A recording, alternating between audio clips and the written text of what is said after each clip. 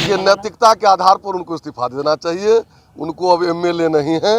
एक दिन वो अपने मलाई खाने के लिए बेचैन है। वो गरीब से उनको कोई लेना देना नहीं है। मैं दावे के साथ कहता हूं कि वो उनका जैसा रहन सहन है बिहार में किसी राजकुमार का रहन सहन नहीं। नमस्कार, आप देख रहे हैं लाइव सिटीज़ में हूँ आपके साथ शिवम। मुकेश सहनी को कल बीजेपी ने सबसे बड़ा झटका दिया। आपको बता दें कि वीआईपी के तीनों विधायक अब बीजेपी में शामिल हो चुके हैं, जिसके बाद बिहार विधानसभा में वीआईपी का नामो निशान खत्म हो गया है। इसी को लेकर जब आज हमने बीजेपी के विधायक हरिभूषण ठाकुर बचौल से बात की तो उन्होंने साफ तौर पे कहा है कि अब भी थोड़ी सी भी मुकेश सहनी में शर्म बची है तो वो मंत्री पद से इस्तीफा दे दे। क्या कुछ कह रहे हैं बीजेपी के विधायक, पहले आप वो सुने। सबसे पहले तो आज मेरी पार्टी बिहार में सबसे बड़ी पार्टी बनी है। कुछ लोग मुगालते में थे, जबकि वो लड़े ज़्यादा थे। हम कम लड़ करके अधिक सफलता प्राप्त किए थे।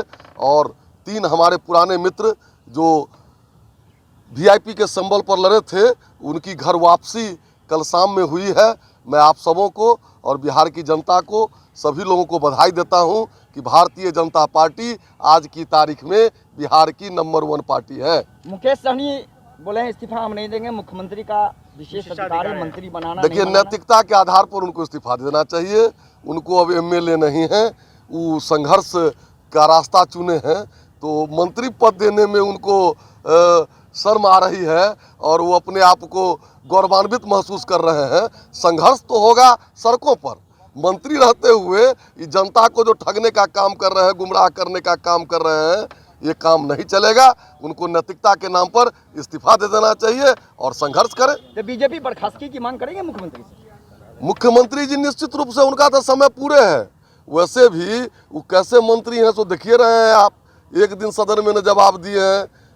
मछुआरा भाई के लिए कल्याणकारी योजनाएं लंबित पड़ा हुआ है, उसको नहीं लागू किए हैं।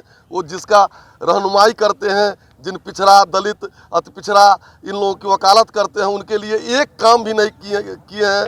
कितना दिन मंत्रिमंडल में वो अपने कार्यालय में जाकर के बैठे हैं। एक दूसरा सवाल, उनका तो कहना है कि पिछड़ा का बेटा है, हम लोग निषाद के आरक्षण के लिए मांग कर रहे थे और उसी कारण है ये सब। एक दिन वो अपने मलाई खाने के लिए बेचैन है। वो गरीब से उनको कोई लेना देना नहीं है। मैं दावे के साथ कहता हूं कि वो उनका जैसा रहन सहन है बिहार में किसी राजकुमार का रहन सहन नहीं है। वो गरीब के नाम पर अपनी राजनीति रोटी सेकते हैं और गरीबी से उनका कोई लेना देना नहीं है। ये वो एक काम बता दें जो मछुआरा समाज के लिए किए हैं, गरीब के लिए किए हैं। एक काम बता दें।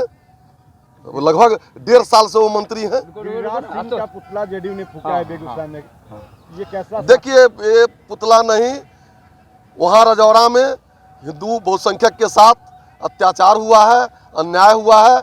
इसकी जांच होनी चाहिए और दोषी पर अविलंब कानूनी कार्रवाई होनी चाहिए। तो आपके सहयोगी ही पुतला फूक रहे हैं। ये पुतला फूक रहे हैं, ये गलत है। आपस में नहीं होना चाहिए। माननीय गिरिराज जी, रजौरा का जो मुद्दा उठाया है, रजौरा में जो बहुसंख्यक समाज पर, हिंदू समाज पर अत्याचार अन्याय हुआ है, इसके लिए गिरिराज सिंह बुले हैं और उनका अगर कोई पुतला जलाए हैं। तो आपने साफ तौर पे सुना बीजेपी के विधायक हरिभूषण ठाकुर बचौल का कहना है कि मुकेश सहनी में अब भी थोड़ी सी भी नैतिकता और शर्म बची है तो उन्हें मंत्री पद से इस्तीफा दे देना चाहिए। अब देखने वाली बात यह होगी कि जिस तरह से मुकेश सहनी ने भी एक बार यह कह दिया है कि मुख्यमंत्री नीतीश कुमार अगर चाहेंगे तो वो मुझसे इस्तीफा ले सकते हैं। अब देखना होगा कि आगे मुकेश सहनी क्या कुछ करते हैं। बहरहाल अब बने रहे हमारे साथ। अगर आपने हमारे चैनल को सब्सक्राइब नहीं किया है तो जल्द से जल्द सब्सक्राइब कर ले। धन्यवाद।